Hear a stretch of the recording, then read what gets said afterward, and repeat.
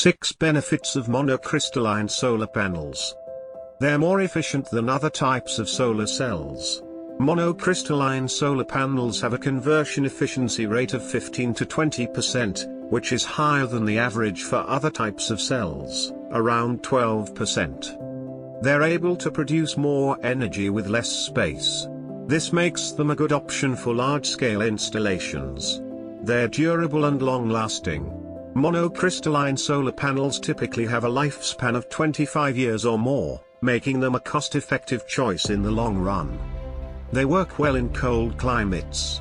Monocrystalline solar panels perform better in colder weather than other types of cells, so they're a good option if you live in a colder region. They're available in large sizes.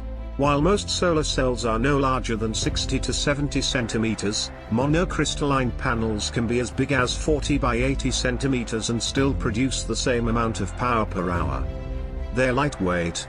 Monocrystalline panels weigh less than other types of cells, so they make it easier to install them on your roof or pole without requiring too much additional support. Their strength makes them resistant to hail damage. Because these panels aren't brittle like some others, such as those made from thin film technology, they don't break easily during storms or high winds.